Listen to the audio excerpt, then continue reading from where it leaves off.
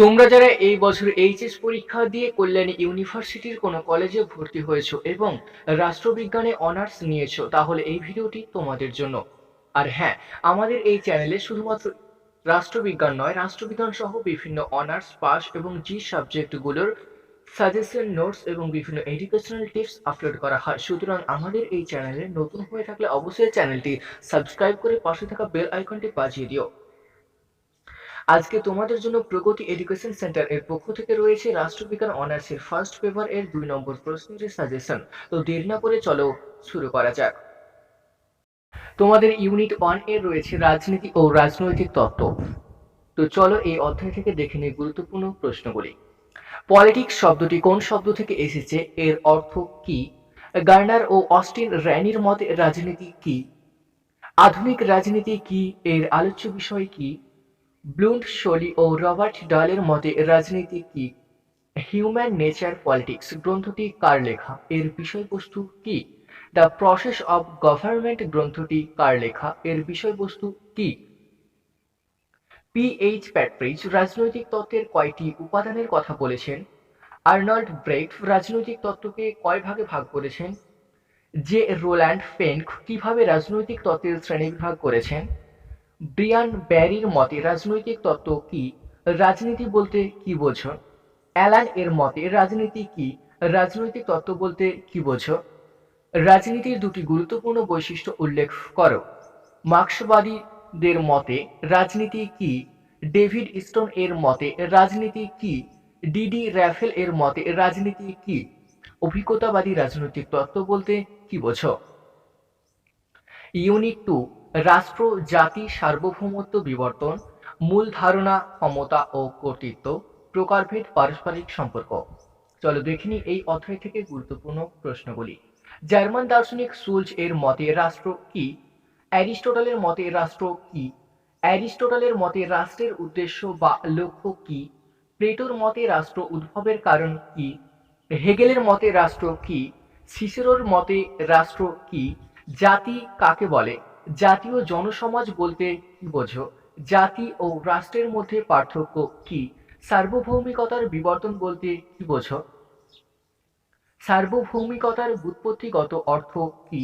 বিশ্বায়ন কিভাবে রাষ্ট্রের সার্বভৌমিকতাকে বিনষ্ট করে? সার্বভৌমিকতাকে সর্বজনীন বলার অর্থ কি? সার্বভৌমিকতার বৈশিষ্ট্যগুলি কি কি?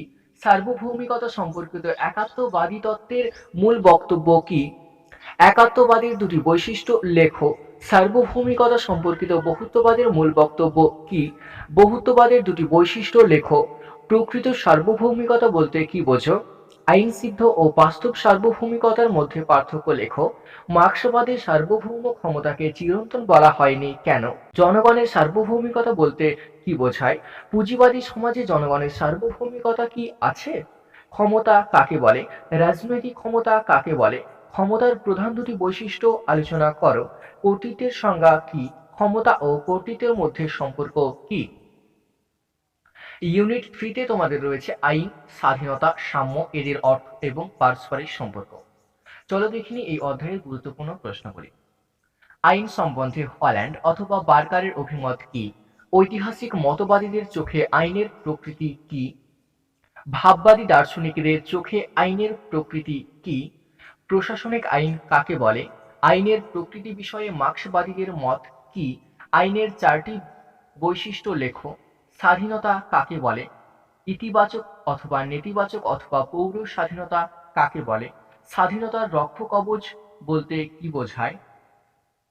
স্বাধীনতা সম্পর্কে মার্ক্সবাদী ধারণাটি কি? স্বাধীনতা কয় প্রকার ও কি কি? সাম্যের মূল কথা কি? ইতিবাচক অথবা নেতিবাচক অর্থের সাম্য কি? অর্থনৈতিক অথবা সামাজিক অথবা রাজনৈতিক সাম্য কি? স্বাধীনতা ও সাম্যের মধ্যে সম্পর্ক লেখো। আইন কিভাবে স্বাধীনতা রক্ষা করতে পারে? স্বাধীনতা ও সাম্যের মধ্যে পার্থক্য কি? ইউনিট 4 এ তোমাদের রয়েছে অধিকার ও ন্যায়, জন রলফ। চলো দেখিনি এই অধ্যায়ের গুরুত্বপূর্ণ প্রশ্নগুলি। অধিকার বলতে কি বোঝো? অধিকার কয় প্রকার ও কি কি? অধিকারের দুটি বৈশিষ্ট্য লেখো। কয়েকটি সামাজিক অথবা রাজনৈতিক অথবা অর্থনৈতিক অধিকারের উল্লেখ করো। স্বাভাবিক অধিকারের তত্ত্বের মূল বক্তব্য কি? স্বাভাবিক অধিকারের তত্ত্বের সীমাবদ্ধতা কোথায়? পুঁজিবাদী সমাজে অধিকারের প্রকৃতি কিরূপ? অধিকার ও কর্তব্যের মধ্যে সম্পর্ক কি? ন্যায় বলতে কি বোঝো? উদারনীতিবাদের চোখে ন্যায়ের প্রকৃতি কি? অ্যারিস্টটল কয় ধরনের ন্যায়ের কথা বলেছেন? ন্যায় বিষয়ে মার্ক্স এর দৃষ্টিভঙ্গি কি ছিল? স্বচ্ছতা হিসাবে ন্যায় বিচার বলতে রলস কি বুঝিয়েছেন? প্রারম্ভিক অবস্থান বলতে রলস কি বুঝিয়েছেন? রলসের তত্ত্বে উল্লেখিত সামাজিক প্রাথমিক বস্তুগুলি কি? ইউনিট 5 এ রয়েছে গণতন্ত্র ও কর্তৃত্ববাদ। চলো দেখিনি এই অধ্যায়ের গুরুত্বপূর্ণ প্রশ্নগুলি। গণতন্ত্র কাকে বলে? সমকালীন গণতন্ত্রের কয়টি ভাগ? সমকালীন অথবা অংশগ্রহণমূলক অথবা সংরক্ষণমূলক অথবা উন্নয়নমূলক অথবা বস্তুবাদী গণতন্ত্রের দুটি বৈশিষ্ট্য উল্লেখ করো। কর্তৃত্ববাদী শাসন ব্যবস্থা কি? কর্তৃত্ববাদী শাসন ব্যবস্থার দুটি বৈশিষ্ট্য লেখো। কর্তৃত্ববাদের দুটি দোষ লেখো। কর্তৃত্ববাদের দুটি গুণ লেখো। গণতন্ত্র ও কর্তৃত্ববাদের মধ্যে পার্থক্য লেখো। কর্তৃত্ববাদের দুটি সমালোচনা লেখো। রাষ্ট্র সর্বোচ্চ যুক্তি, নৈতিকতা ও সমষ্টিগত ইচ্ছার প্রতীক। উক্তিটি কার? ইউনিট 6 নাগরিকত্ব। চলো দেখিনি এই অধ্যায়ের গুরুত্বপূর্ণ প্রশ্নগুলি। নাগরিক কাকে বলে? প্রাচীন গ্রীসে ও রোমে কাদের নাগরিক বলা হতো? শ্রীনিবাস ল্যাস্কি বিচারপতি মিলারের মতে নাগরিক কাকে বলে? বিদেশি কাকে বলে? নাগরিকত্ব কাকে বলে? স্বাভাবিক নাগরিক কাদের বলা হতো? সুনাগরিক কাকে বলে? নাগরিকদের রাষ্ট্রের প্রতি আইনগত কর্তব্যগুলি কি? দ্বৈত নাগরিকত্ব সমস্যা কি?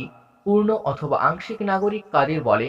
ভারতীয় সংবিধানের কোন অংশে নাগরিকত্ব সম্পর্কে আলোচনা করা হয়েছে? 1992 সালের ভারতীয় নাগরিকত্বের সংশোধনী আইনে কি বলা হয়েছে? ভারত ভুক্তির সূত্রে নাগরিকত্ব কাকে বলে? ভারতীয় নাগরিকতা বিলোপের প্রধান কারণগুলি কি? ভারতীয় নাগরিকত্ব অর্জনের জন্মসূত্র সম্পর্কিত পদ্ধতি কিরূপ? আজকে তোমাদের সাথে আমরা আলোচনা করলাম রাষ্ট্রবিজ্ঞানের ফার্স্ট পেপারের প্রশ্নসমূহ। এছাড়াও আমাদের চ্যানেলে বিভিন্ন বিষয়ের সাজেশন, নোটস সহ বিভিন্ন এডুকেশনাল টিপস অ্যান্ড ট্রিক্স পেতে ফলো করো আমাদের ইউটিউব চ্যানেলের প্লেলিস্টের ভিডিওগুলো। তো আজকের ভিডিওটি এই পর্যন্ত। যদি ভিডিওটি ভালো লাগে তাহলে ভিডিওটিতে একটি লাইক করে দিও, বন্ধুদের সাথে শেয়ার করে দিও। আর আমাদের এই চ্যানেলে নতুন হলে অবশ্যই চ্যানেলটি সাবস্ক্রাইব করে পাশে থাকা বেল আইকনটি বাজিয়ে দিও। নেক্সট কোনো ভিডিও আসা পর্যন্ত গুড বাই। ততক্ষণ পর্যন্ত ভালো থেকো, সুস্থ থেকো।